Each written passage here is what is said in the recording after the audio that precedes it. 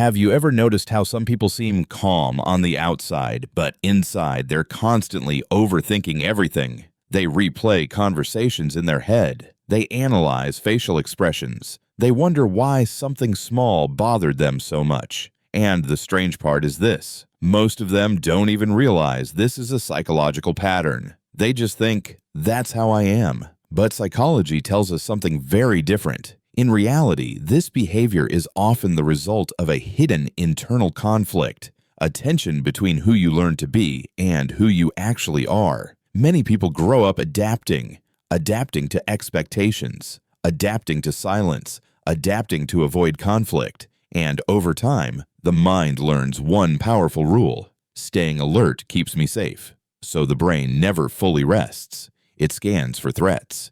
It looks for meaning in small details. It tries to predict outcomes before they happen.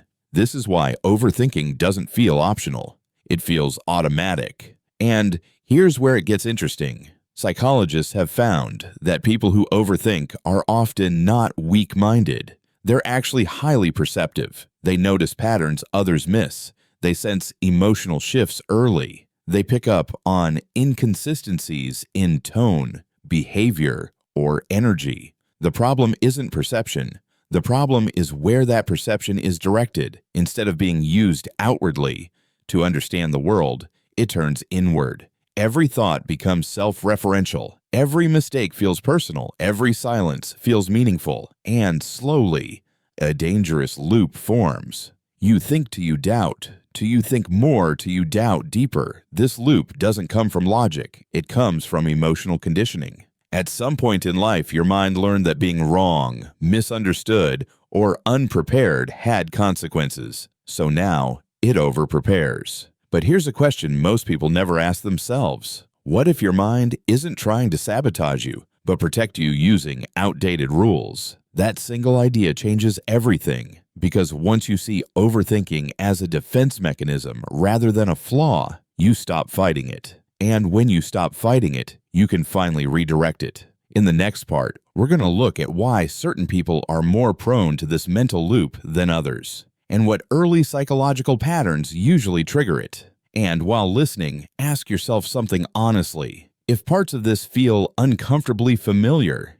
is it because it's wrong or because it's describing you a little too accurately? At this point, you might be wondering why some people break out of this mental loop, while others stay stuck in it for years. The answer has very little to do with intelligence and almost nothing to do with willpower. It comes down to identity. Psychologists have observed that people who overthink often build their identity around being the one who understands. They're the listener, the observer, the one who notices what others ignore. And this identity feels safe, because if you're always analyzing, you're rarely surprised. If you're always prepared, you're rarely vulnerable. But there's a hidden cost. When your identity depends on constant mental activity, stillness feels threatening, silence feels uncomfortable, not knowing feels dangerous, letting go feels irresponsible. So the mind stays busy, even when it doesn't need to. This is why advice like just relax never works.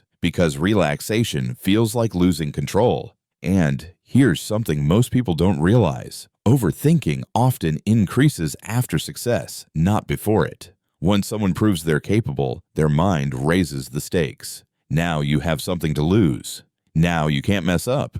Now people expect more. So the internal pressure grows, and the mind responds by tightening its grip. This is why many high-performing individuals feel mentally exhausted, even when things are going well. Their brain isn't celebrating progress. It's guarding it.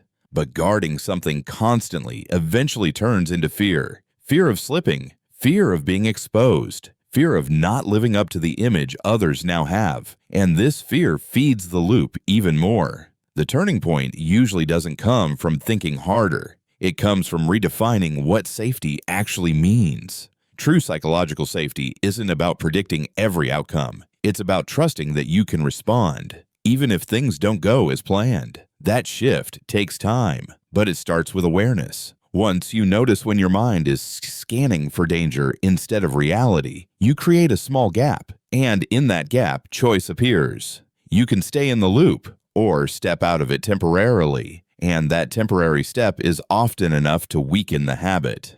In the final part, we're going to talk about how this mental pattern can be redirected rather than eliminated, and why the goal isn't to stop overthinking, but to use it differently. Because the same mind that traps you is also capable of freeing you.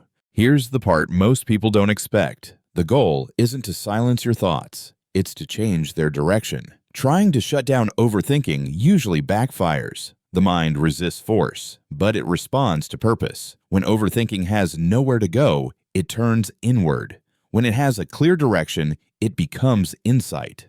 This is why many psychologists encourage externalization. Instead of asking, "What does this say about me?" you ask, "What does this help me understand?" It's a subtle shift, but a powerful one.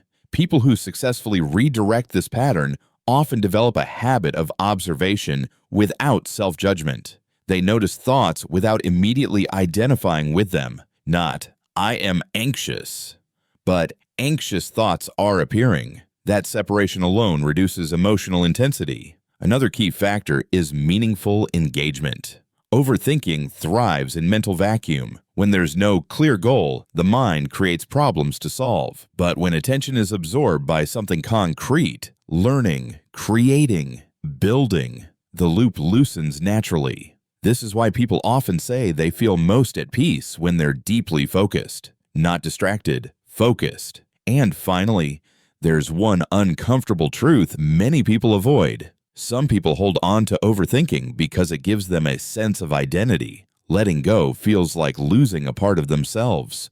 But growth doesn't erase who you are. It expands it. You don't become less perceptive. You become more grounded. You don't stop thinking deeply. You stop thinking destructively. And if you're listening to this and thinking, "This sounds exactly like me," you're not alone. Many people recognize themselves only after someone else puts words to the pattern. If you see yourself in this, say so. And if you don't, tell me what part felt closest. Because understanding the mind isn't about labels. It's about recognition. And sometimes recognition is the first step toward change. One last thing before we end. If you've listened this far, there's a high chance you don't just overthink. You care deeply about understanding yourself. And that's not a weakness. The problem was never your depth. It was that no one taught you how to aim it. Your mind learned to protect you before it learned how to guide you. So instead of asking, "How do I stop thinking so much?" a better question is, "What am I trying to protect myself from?" Because once you answer that, the noise starts to make sense. And when something makes sense, it loses its power over you. If this video felt uncomfortably accurate, let me know in the comments. Not with an explanation, just a simple, "This was me." And if you want the next video to go deeper into how to redirect this mindset in real life, tell me what situation you struggle with most. Sometimes the mind doesn't need more answers. It just needs to feel understood.